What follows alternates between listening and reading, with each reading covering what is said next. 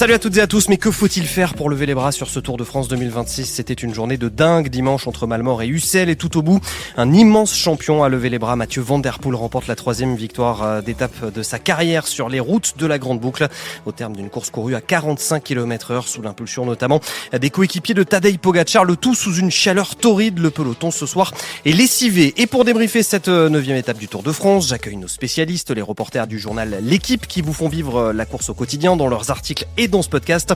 Bonsoir Thomas Perotto. Salut Arnaud, salut tout le monde. Bonsoir Luc Herinx. Bonjour tout le monde. Et bonsoir à Éloi Touot. Salut tout le monde. Allez, c'est parti pour le 10e épisode de l'équipe du Tour 2026. Et comme tous les soirs, avant de débattre notre traditionnel tour de table, quelle image retiendrez-vous de cette 9e étape du Tour ? Allez, tiens Éloi, je vais commencer par toi. Allez, non, ce matin au bus de Groupama FDJ, il y avait la famille de Clément Brazafonso qui est local de l'étape. Donc il y avait la maman, le cousin, j'ai pu discuter un peu avec le cousin, c'était drôle, ils étaient encore là tout à l'heure devant le bus. Donc voilà ma petite image du jour, il avait l'air d'être très content, puis il était échappé en plus ce matin. Donc Thomas. Voilà. La maison d'hôte de qualité chez Benjamin Pommier et Chloé Emery, barbecue, piscine, apéro, télé pour la Coupe du Monde. Exactement. Et sinon, le grand n'importe quoi de cette étape. Je cherche toujours à comprendre un sens à ce qui vient de se passer. Et on va essayer de le comprendre justement, le sens dans quelques instants. Luc, ton image du jour ? Moi, je retiens l'attaque saignante de Mathieu Van Der Poel dans le Mont Bessou, là, à 25 km de l'arrivée. Alors finalement, certains coureurs ont réussi à s'accrocher à sa roue. Mais ça fait plaisir de revoir Van Der Poel comme ça, parce qu'on l'attendait plus tôt sur ce Tour de France.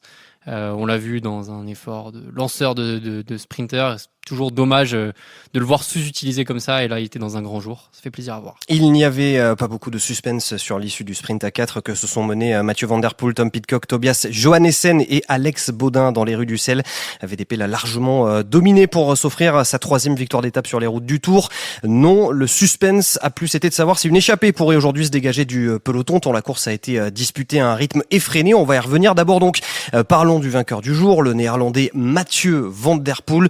Thomas, c'est le genre de garçon qu'il ne faut surtout pas avoir dans un groupe comme ça, réduit et dans une arrivée au sprint en petit comité. Je sais pas si les coureurs qui étaient avec lui ont démarré cette dernière pente, rampe, faux plat vers l'arrivée battue, mais clairement dans un sprint à 4 comme ça, avec une pente qui l'avantageait, Mathieu Van Der Poel est juste injouable en fait. On l'avait pas trop vu depuis le début du Tour de France, quand on a vu que l'échappée se dessinait et qu'il y avait ce mec là devant.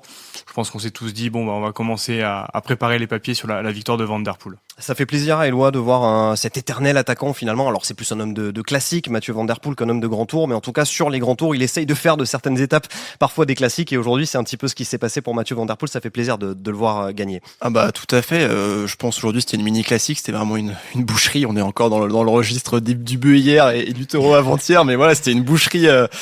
Aujourd'hui sa 3e victoire d'étape sur le Tour, faut peut-être le rappeler, et bon, cette fois-ci il ne prend pas le maillot jaune, puisqu'à chaque victoire d'étape avant sur le Tour il avait pris les jaunes. Ça fait plaisir de le voir à ce niveau, parce qu'il était un peu plus discret depuis le début du Tour de France. On l'a pas vu en poisson pilote de Jasper Philipsen par exemple à Pau. Il était un peu plus présent hier à Bergerac, mais voilà, on sent que Van Der Poel monte crescendo sur ce Tour de France. Luc, puisque tu en parlais tout à l'heure dans ton image du jour, il est passé à l'offensive sur son terrain à 24 km de l'arrivée dans la dernière ascension du jour. C'était un radar de 900 mètres de long. Alors je sais plus, c'était 6 ou 7% de moyenne, mais c'est typiquement le genre d'effort qu'il affectionne, beaucoup plus que des efforts comme le Succomé qui ont été accomplis un petit peu plus tôt dans l'étape. Ouais, c'est typiquement le genre d'effort qu'on peut retrouver sur les classiques belges où il performe chaque saison et où il n'a pas gagné de monument cette année pour la première fois depuis très longtemps. Mais ce qui m'a vraiment impressionné aujourd'hui, c'est la façon dont il va chercher ce succès, parce que quand on voit la façon dont ça a roulé en début d'étape, le nombre de coureurs qui ont été lâchés, tous les sprinters qui ont été décrochés, finalement, il aurait presque pu rester dans ce mini peloton et s'imposer au sprint. Comme tu le disais Thomas, l'arrivée avec ce faux plat montant lui correspondait parfaitement. Et non, c'est un coureur offensif, c'est un coureur qui a une certaine idée de ce qu'est un champion. On l'avait vu d'ailleurs sur le Tour des Flandres. Tout le monde s'était demandé pourquoi il avait relayé Pogačar quand il s'était retrouvé à 2 à l'avant. Et tout le monde dans son entourage avait répondu, mais attendez, mais si un coureur comme Van Der Poel renonce, si un coureur comme Van Der Poel se met à ratonner, à rester dans la roue de Pogačar, que devient le vélo, quoi. Et donc aujourd'hui, encore une fois, il va gagner comme un champion. Je sais pas vous, mais j'ai eu l'impression d'être un petit peu à l'Amstel Gold Race, mais en Corrèze. On a fait la route de l'étape. On était avec Éloi dans la voiture. Pas mal de tournicota, des petits monts non répertoriés. Ça montait, ça descendait. Il y avait jamais de plate. C'était toujours en prise. Et j'ai repensé à quelques Amstel Gold Race des dernières années. On a pensé à un scénario inverse où, pour le coup, je crois que Mathieu Van Der Poel gagne en 2019 l'Amstel, où il revient sur Alaphilippe et Fulzang. Et là, on a cru un peu le scénario inverse où justement peut-être Lidl Trek allait revenir sur lui. Donc c'était drôle. C'était le scénario inverse. Et t'as raison, le bon coup part justement dans une côte non répertoriée en plus, à plus de 100 km de l'arrivée. Merci de donner des bons points à ce que je dis, lui. On va peut-être organiser une classique en Corrèze. Corrèze en cathéter. Je voulais revenir sur ta question, Arnaud. Tu disais c'est toujours compliqué de se retrouver avec un garçon comme Mathieu Van Der Poel en échappée. Enfin, aujourd'hui, quand on regarde la composition, si un jour j'avais dû prendre une échappée sur le Tour de France, j'aurais pas aimé me retrouver avec Johan Essen, Van Eetvelt, Quinn Simmons, Tom Pidcock et Alex Baudin qui marche très fort. Donc aujourd'hui, c'était vraiment l'échappée de costaud, l'étape de costaud qu'on attendait, même si ça a été très difficile à lire avec le contrôle du peloton, mais c'était réjouissant à voir. Et ce qui est drôle, je crois que c'est juste avant le Mont Bessou, il décroche un peu Van Der Poel, on a l'impression qu'il essaie de jouer un peu avec le reste du groupe, comme s'il était un peu fatigué, puis finalement il met une mine dans la côte du Mont Bessou. Et c'est presque paradoxal quand on voit l'image hier du sprint, justement, c'était dans les rues de quelle ville déjà, le sprint d'hier? J'ai un trou. Bergerac. Voilà, on commence à s'y Quel faire. jour sommes-nous? Après 9 étapes, où on a l'impression que vraiment il n'y arrive pas, quoi. Il n'arrive pas à amener Jasper Philipsen vers la victoire. Bon, après il y a Merlier qui le dépasse complètement, mais on a l'impression qu'il est tellement à fond. On se dit, hier, peut-être Van Der Poel, c'est pas son année. Ben là, aujourd'hui, il renverse un petit peu la vapeur, et du coup, j'ai envie de vous poser la question, est-ce qu'on risque de le revoir à l'avant, justement, Mathieu Van Der Poel, d'ici à la fin de ce Tour de France? Il y a d'autres étapes qui pourraient peut-être lui convenir. Alors, certainement pas celle de mardi, avec l'arrivée au Lioran et 3800 mètres de D+, je crois, mais peut-être d'autres étapes, Thomas. Bah déjà, j'aimerais bien qu'il finisse le Tour de France, parce que je crois que sur 7 Tours de France, il allait que 2 fois au bout. Il est très souvent non partant, peut-être plutôt vers la deuxième étape de repos. L'an dernier, je crois que c'est le jour du Ventoux qui bâche. Il y a encore des opportunités pour lui, je pense en Franche-Comté, et puis même la dernière étape, peut-être sur les champs. L'année passée, il n'était pas là, c'était Van Aert et Pogacar qui s'étaient un peu expliqués dans Montmartre. Et je pense qu'une étape comme ça, elle lui correspond évidemment. Après, sur sa forme, je sais pas, j'ai l'impression qu'hier et dans l'autre sprint, il emmène plutôt bien Philipsen. C'est un rôle un peu à contre-nature quand on connaît sa...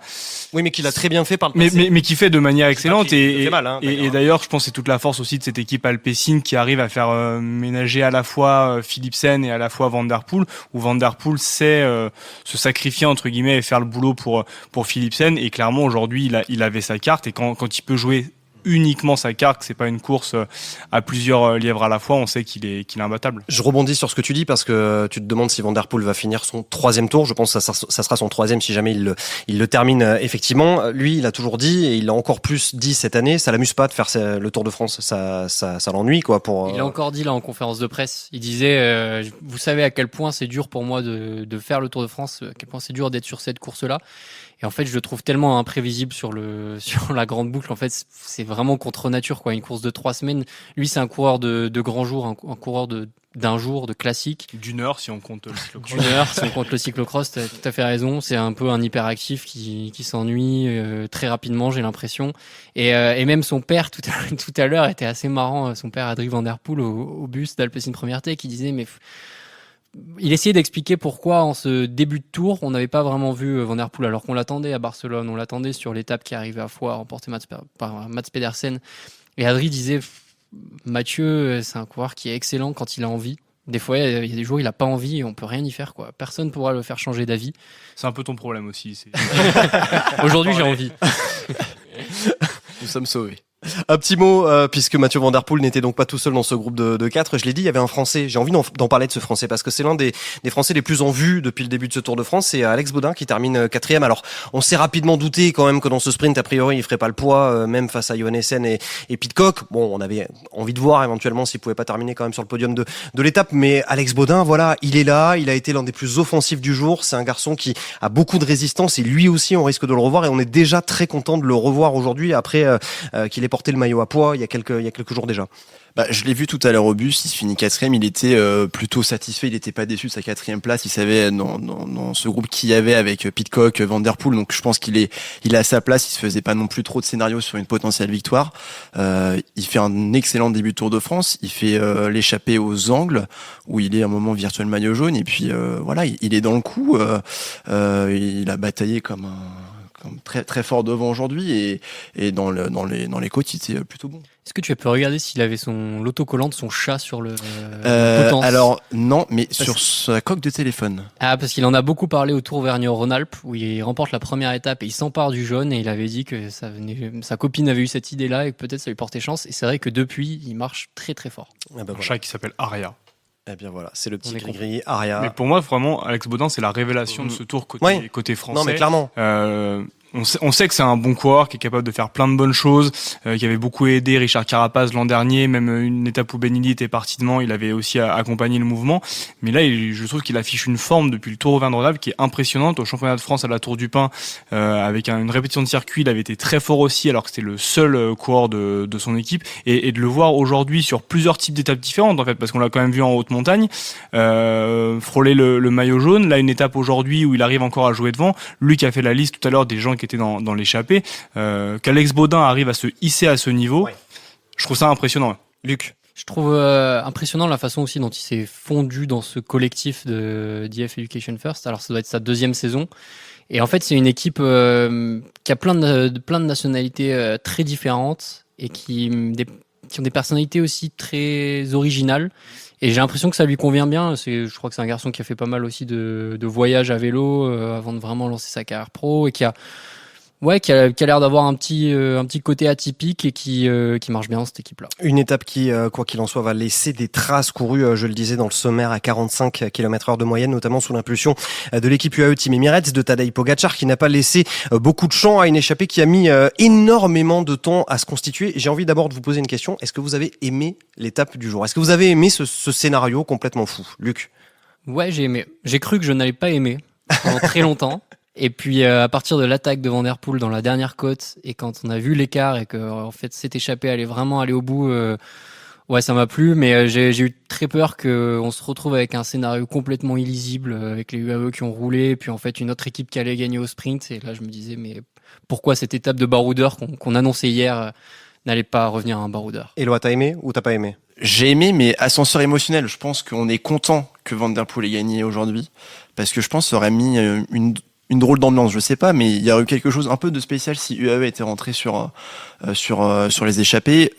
Alex Baudin, le premier, n'a pas trop compris la stratégie des UAE à rouler derrière, parce que l'échappée n'a jamais vraiment pris trop de rang. Et on va essayer de l'expliquer dans quelques instants. Thomas, t'as aimé ou t'as pas aimé? Du coup, je vais faire exprès de prendre un peu le contre-pied, mais en fait, non, j'ai pas aimé dans le sens où UAE a fait tout ça pourquoi? Non, mais quitte à revenir à 45 secondes à un moment, allez-y les gars, franchement, lancez Del Toro, lancez Pogacar, mais allez gagner l'étape. Là, t'as l'impression que t'as le truc à la fin et on te retire le pain de la bouche au dernier moment, et ça m'agace. Bon, ça a été le flou artistique, en tout cas sur le pourquoi du comment de cette course de dingue, en tout cas sur le pourquoi du comment de la poursuite du AE. Est-ce que vous avez un début d'élément de réponse, parce que vous revenez justement des bus, des interviews, vous avez vu du monde, des coureurs, des adversaires, des directeurs sportifs, qu'est-ce qui se dit? En compilant ce qu'on a un peu tous entendu, on a 4 sources différentes, 4 sons de cloche différents. Ah d'accord, c'est bien. Adam Yates qui dit on a voulu revenir pour que Pogacar gagne, je crois que c'est ce qu'il a dit. Timo Ehlens dit on voulait le faire pour Del Toro. Pogacar a dit certaines équipes sont venues nous voir et demander si on pouvait les aider parce qu'elles voulaient gagner, des équipes qui étaient dans le peloton. Et Mauro Gianetti, leur manager, a dit non, on voulait simplement contrôler parce que dès qu'on arrêtait de rouler, ça continuait à attaquer et donc c'était incontrôlable. Donc je sais pas si ça vous aide. Moi, c'est quoi fin du podcast. Merci, au revoir. C'est quoi le scénario le plus plausible selon vous, justement? Le contrôle. Le contrôle, ouais. Ouais, le contrôle, ça veut dire quoi? Montrer qu'on est les plus forts? Même le contrôle, j'ai du mal à soutenir cette théorie. En quoi tu contrôles plus en laissant les mecs à 50 secondes ou à 1:30? Quelle aurait été la différence si l'échappée avait eu 8 minutes d'avance? Évidemment que si un mec comme, je vais pas prendre l'exemple de Vingegaard, mais un mec qui serait 6e, 7e, comme Ayuso, ou Evenepoel, Lipovic, qui pourrait partir dans une échappée, oui, tu contrôles pour pas que ces mecs reviennent trop près au général. Mais là, il y avait personne du général qui était à moins de 7 minutes ou moins de 9 minutes. 9 minutes en l'occurrence, Johannessen, ouais. Non, c'était Johannessen. Les deux étaient à 9 minutes, mais Johannessen était un tout petit peu Donc mieux. si l'échappée à 3 minutes 30 ou à 4 minutes 30 ou 5 minutes 30, la course, elle est exactement la même. Donc c'est en ça que le contrôle, je ne le comprends pas. Alors justement Mon intime là-dessus, conviction, oui, vas-y, je t'en prie. intime conviction, j'emploie des mots très importants alors qu'en fait ce que j'ai dit. Une émission de faits divers. Là. Le côté on veut aller gagner et à un moment ils se sont dit bon putain en fait si on gagne on va se faire taper dessus, faut surtout pas faire ça donc bon allez hop. Moi, mon intime et... conviction, et j'en reviens à l'explication que j'avais donnée déjà à la victoire de Pogačar aux Angles où il reprenait le maillot jaune et personne ne comprenait pourquoi il s'embarrassait du protocole, etc. C'est qu'ils veulent continuer à durcir la course, qu'aujourd'hui on était sur une étape où ils ont encore une fois la main d'œuvre pour quand on voit d'ailleurs que les Visma ont craqué assez tôt à Gunness, je crois, Armira. Bah, ils étaient que 4 dans le groupe effectivement.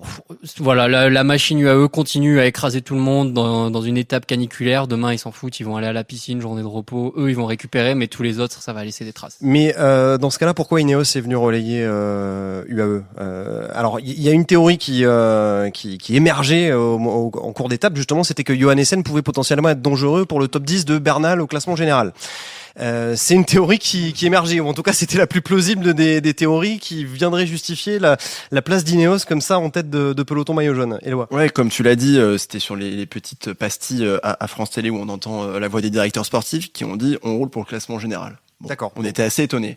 Après, je suis allé demander à Kevin Vauquelin au bus. Lui a dit non, on roulait pour Filippo Ganna. On pensait vraiment que c'était possible aujourd'hui. Effectivement, ça pouvait être sur ce faux plat potentiellement une victoire accessible pour lui, mais c'est vrai que c'était assez étonnant de les voir rouler alors qu'on les a pas trop vus de la journée, quoi. Ça s'entend. Ineos, mais ils ont personne à l'avant. Ganna, c'est une carte crédible. Le Tour est pour l'instant un petit peu raté quand même Ils se sont du côté réveillés à de 10 compagnie km de Ineos. l'arrivée, quoi. Ouais, en profitant du travail du AE qui pour le coup est incompréhensible pratiquement. Je suis plutôt d'accord avec Éloi. Filippo Ganna a essayé de prendre l'échappée à 2 reprises, si je dis pas de bêtises. Dorian Godon aussi, Kevin Vauquelin aussi. S'il tenait vraiment à ce que Ganna gagne l'étape, Ganna aurait été dans l'échappée avant. Au moment où ça se fait de la différence dans le Sukhumvit, il est pas si loin que ça. Je crois pas qu'il fasse d'efforts pour y aller. Et Ineos, en bas de la descente, se met pas à rouler. Ils se mettent à rouler à la fin quand ils ont vu que oui, la 11e place de Bernal était en danger et franchement combien de fois on l'a déjà vu ça dans le Tour de France, des équipes qui protègent la 8e place, la 9e place, des mecs comme Louis Mentiès à l'époque, là le mec était 10e et tout à coup ou Antigobert se mettait à rouler pour défendre des positions comme ça. Je serais pas surpris que ce soit ça. Alors on est sur Egan Bernal, vainqueur du Tour de France. Et le problème, c'est que ça arrive surtout parce que moi, je veux bien qu'on aille chercher une 10e place. On a vu Jordan Jegat par ailleurs se battre l'an passé pour aller chercher un top 10 et on était très contents, nous autres observateurs français. Là, c'est tôt. C'est-à-dire que Jordan Jegat s'était battu à 2 jours de l'arrivée, il me semble. Peut-être que du côté d'Ineos, on se dit qu'Egan Bernal est en forme ascendante, qu'il y a une 3e semaine où il va être très très bon et que du coup, les 30 secondes, 1 minute qu'ils ont limité aujourd'hui, ça lui permettra dans 10 jours d'être 5e du général ou 6e du général. Ouais, comme tu l'as dit, on n'est qu'à la moitié du tour. Si on commence à Même se pas. battre, même pas. Ça me déprime ce que tu dis par contre. Non, mais si on commence à se battre pour 10, 15, 20 secondes, moi je trouve ça un peu assez hallucinant. Mais bon, en tout cas, après les étapes de plat réservées aux sprinters, les étapes cabossées sont aussi très difficiles à gagner pour les baroudeurs quand on voit que c'est un très grand champion quand même qui s'impose aujourd'hui. Je sais pas si on peut vraiment mettre Mathieu Van Der Poel dans la catégorie des baroudeurs. Ça laisse plus de place à grand monde tout ça pour. Je pense que les étapes de repos peuvent correspondre à tout le monde. Tu peux aller la chercher celle-là. Est-ce qu'on peut se faire une petite étape comme ça non officielle sur la journée de repos? Je sais pas. Non, mais c'est vrai, ça laisse plus beaucoup de place à grand monde. Il doit quand même y avoir un paquet d'équipes qui se disent aujourd'hui où est-ce qu'on va arriver à scorer, quoi. En 3e semaine, même si. Mais en 3e semaine, tu as vu la tête de la 3e semaine. Ouais, cette bien année, sûr, Luc. ce sera des étapes de montagne, mais l'an dernier, Pogačar n'avait pas besoin d'aller les chercher parce que l'écart était déjà trop important, donc. On peut imaginer des grimpeurs, je sais pas, des coureurs décrochés du général, un Ben O'Connor par exemple, un Egan Bernal, s'il acceptait de se décrocher du général, aller chercher des arrivées en altitude. Ouais, mais tu parles d'Egan Bernal ou de Ben O'Connor, c'est quand même des très grands coureurs, et le phénomène, ce que je veux dire, c'est que le phénomène, il est pas nouveau. Ça fait combien de temps qu'on n'a pas vu je sais pas comment on le traduit en français, un no-name, enfin un anonyme tout simplement, gagner une étape du Tour de France.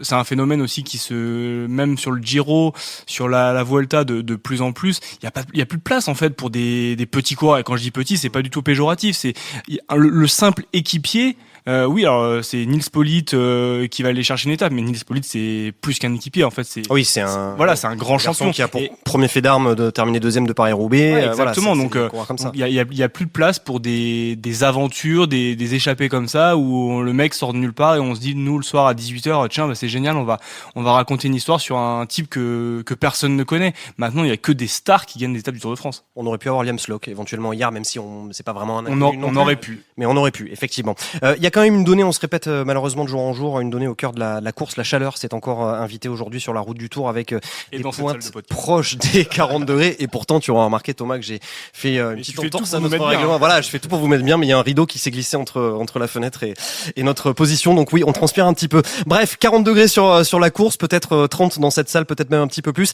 Et encore, la course se déroulait en grande partie entre 600 et 1000 mètres d'altitude. Le parcours avait d'ailleurs été raccourci par les organisateurs. Il a fallu rivaliser d'ingéniosité encore aujourd'hui pour se rafraîchir. Éloi, je te vois lever la main. Tu as envie de t'exprimer sur ce sujet, mais il y en a un autre qui s'est exprimé. On en parlera dans quelques instants. C'est Tadej Pogačar. Mais je te laisse la main d'abord. Non, mais une journée encore avec énormément de chaleur. Alex Bonin l'a dit tout à l'heure aussi. Ils ont attaqué au près 40 km. Il a fallu un petit espace-temps pour en fait reprendre son souffle, reprendre son énergie et que les voitures puissent enfin les ravitailler. C'est une journée encore harassante et la journée de repos demain, je pense, va faire le plus grand bien pour les coureurs du Tour. Alors, oui, ce matin, j'étais vers le bus Tudor à Malmort-sur-Corrèze et il y avait un thermomètre sur le bitume. C'était marqué 52 degrés. Ouais. Et il était 11h du matin, je pense. Ouais. Et deuxième petit exemple, tout à l'heure, Nicolas Prodhomme, au bus Décathlon CMA-CGM, parlait justement de cette journée. Et à un moment, il dit, j'étais, enfin, pas dans le dur, mais en tout cas, il devait aller chercher une musette. Et il s'est dit, mais en fait, si je vais chercher la musette maintenant, le groupe de devant va partir et c'est terminé.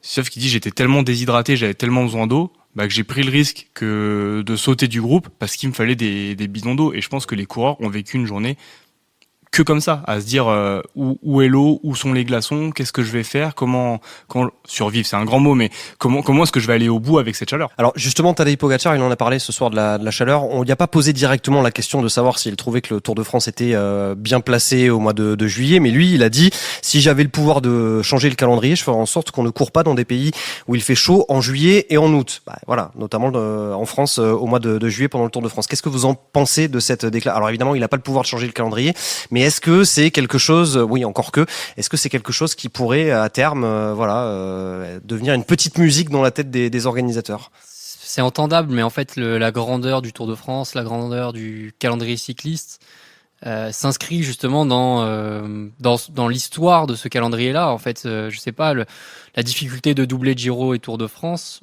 on sait ce que ça représente justement parce que globalement, on a toujours eu à peu près le même écart de semaine entre le Giro et le Tour de France. Et donc ça sera de plus en plus difficile de lire une certaine époque en comparaison d'une autre, mais d'un autre côté, c'est une réflexion qui est à voir globalement. De toute façon, le sport, le vélo va devoir être réformé parce que quand on voit la prochaine Vuelta qui va aussi en Andalousie en plein mois d'août, c'est forcément assez paradoxal. Et puis le Tour, c'est la France de juillet, c'est ce qu'on dit souvent, c'est la France des gens qui sont en vacances, et d'ailleurs pas que des Français qui sont en vacances, parce qu'il y a tous les Néerlandais, les Belges, les Anglais qui viennent au bord de la route. C'est vrai que si jamais le Tour changeait de date comme ça, même en admettant qu'il soit mi-juin ou première semaine de juin, il y perdrait de son âme en fait le Tour de France quelque part, Thomas.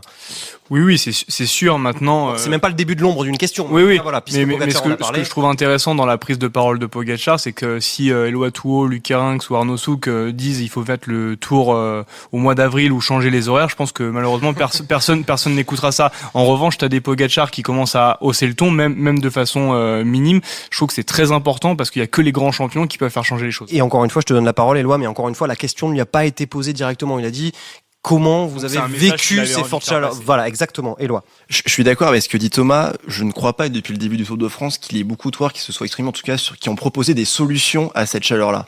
On a vu aujourd'hui, l'étape a été raccourcie, mais dans le peloton de manière générale, je crois que c'est vraiment la première fois que quelqu'un s'exprime alors concrètement, en tout cas, qui donne au moins des possibilités pour l'avenir. Après, d'un point de vue très pragmatique, je pense que ça sera très difficile d'enlever le Tour sur un mois de juillet.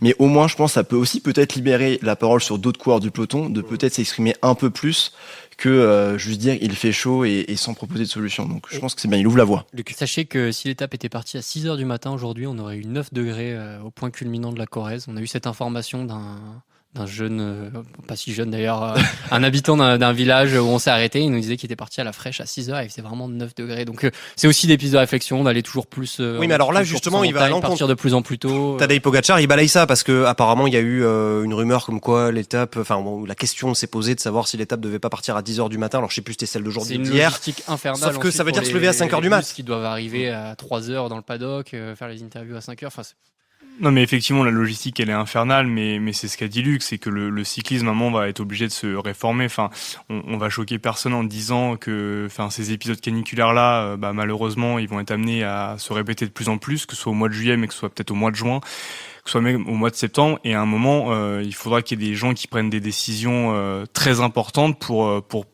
c'est même pas préserver les coureurs, parce que les coureurs, je pense qu'ils seront plus prêts que nous à supporter ça, mais quand on voit ce que ça traballe comme population le matin au départ, sur les routes, des enfants, des personnes âgées, partout en France, avec des chaleurs comme ça, soit on dit il y aura plus personne sur les routes, restez chez vous, comme il y a eu sur l'étape des Angles, qui était une bonne idée, soit à un moment on dit on va avancer les départs de quelques heures, les repousser de quelques heures, je sais pas, mais en tout cas il faut qu'il y ait des gens qui se mettent autour d'une table et qui prennent des décisions rapidement, parce que là, on a eu 9 jours, je crois, 9 jours de suite presque de canicule. Il y a toujours eu des journées très compliquées sur le Tour. C'est Tige Benoît qui dit ça. À Carcassonne, à Montpellier, à Nîmes, il y a toujours une journée ou deux dans le Tour. Là, c'est 9 de suite. Mais et c'est pas fini. Et c'est pas fini parce que la canicule en plus va se déplacer manifestement vers l'est de la France, tout comme le peloton du Tour de France. En tout cas, demain, ça sera journée de repos. Ça va pas faire de mal aux organismes. Alors, vous le disiez, les coureurs, ils vont aller dans la piscine. Est-ce que on est sûr qu'ils vont aller dans la piscine?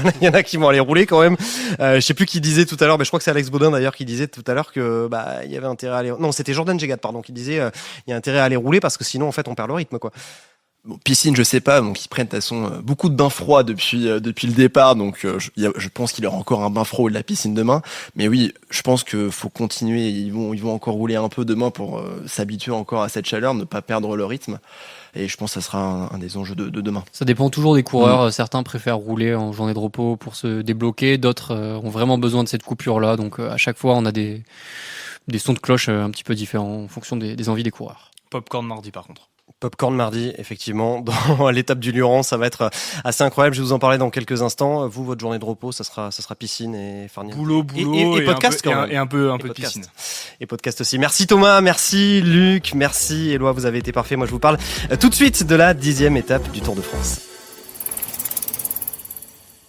Mardi 14 juillet, jour de fête nationale et feux d'artifice à attendre lors de la 10e étape de montagne sur les routes du Cantal et de l'Aveyron, disputée entre Aurillac et la station de ski du Lioran dans le Massif central.